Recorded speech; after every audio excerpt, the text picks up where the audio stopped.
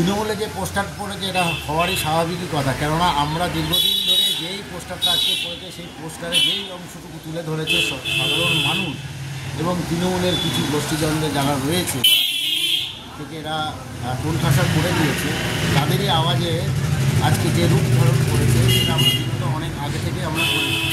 তো এই যে পৌরসভা যে চেয়ারম্যান রয়েছে দিনের পর দিন যে এবং দুর্নীতি থেকে শুরু করে ট্যাক্সের বোঝা যে চাপিয়ে দেওয়া মানুষকে, প্রত্যেকটা ফ্ল্যাটে 1 টাকা করে বর্ধিত যে ট্যাক্স, ময়লা তোলার জন্য থেকে শুরু করে বাড়ির ট্যাক্স এত পরিমাণে বাড়িয়ে দিচ্ছে, মানুষকে ব্যতিগ্রস্ত করে তুলছে।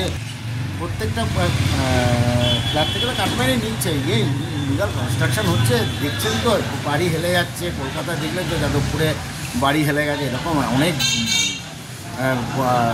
ফ্ল্যাট হয়ে রয়েছে যেখানে নিয়মের পৌরসভার নিয়মের বাইরে গিয়ে এরা ইলিগাল বা বিল্ডিং তুলে যাচ্ছে, তার কোনো কর্ণপাত নেই। আর এখানে এই যে তৃণমূল চালিত যে পৌর বোর্ড, সেই পৌর বোর্ডের যে প্রতিনিধিরা রয়েছে তাদেরকে দেখাই যায় না। দেখুন না রাস্তাঘাটের পরিস্থিতি, নিয়ন্ত্রিত তো হয়েছে, নিজেদের লোককে ধরে ধরে পৌরসভায়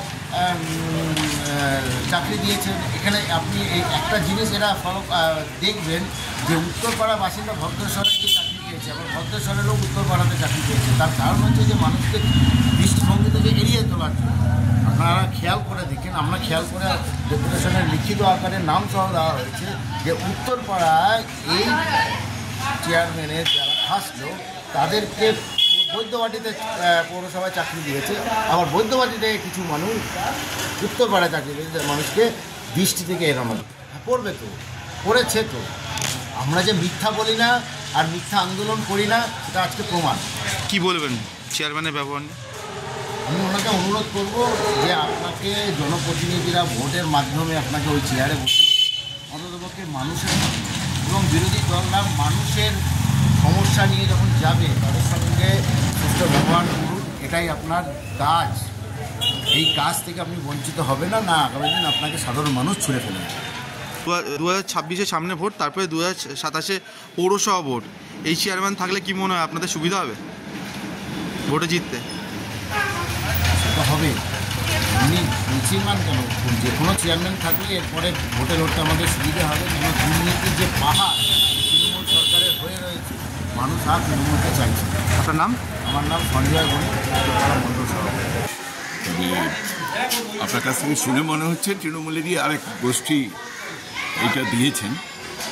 আদতে গোটা রাজ্য জুড়ে তো কাটমানি শিল্পটাই এখন সবচাইতে গুরুত্বপূর্ণ শিল্প হয়ে উঠেছে, কেউ এর থেকে বাদ নেই। আমি জানি না এই পোস্টার কারা দিয়েছেন নাগরিক সমাজের নামে, যারা দিয়েছেন তারা নিজেরাই এটা ভালো বলতে পারবেন যে শুধু দিলীপ যাদবের নাম উল্লেখ করা হয়েছে। উত্তরপাড়া পৌরসভায় কাউন্সিলর হিসেবে যারা নির্বাচিত হয়েছেন, আমার তো মনে হয় প্রত্যেকেরই সম্পদ নিয়ে তদন্ত হওয়া দরকার। আমি দায়িত্ব নিয়ে বলছি, তারা যদি বলেন যে প্রাক্তন বিধায়ক হিসেবে আমার সম্পদ নিয়ে তদন্ত হোক, আমি তাই রাজি, এক কথায় রাজি। আমি চাইছি এটা সরাসরি, আমি দায়িত্ব নিয়ে বললাম ফ্ল্যাট থেকে কাটমানি ব্যাপারটা ঠিক ওইভাবে না, কিন্তু জঞ্জাল করের নামে মাননীয় চেয়ারম্যান তার বোর্ডে যে সিদ্ধান্ত নিয়েছেন তা অনৈতিক। আমরা ইতিমধ্যেই পৌরসভায় এটা নিয়ে প্রতিবাদ জানিয়েছি। এভাবে আলাদা করে ফ্ল্যাটের মানুষদের ওপর চাপানো যায় না, এই অনেকটা জিজিয়া কর টাইপ হয়ে গেছে।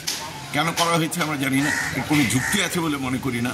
যাদের এমনি বাড়ি তাদেরকে এই ট্যাক্স দিতে হচ্ছে না, কিন্তু যারা ফ্ল্যাটে আছেন তাদের জন্য অতিরিক্ত ট্যাক্স দেওয়া, এটা কোন যুক্তিতে? কারণ আমরা তো এমনিতেই একটা ফ্ল্যাট মানে একটা আবাসন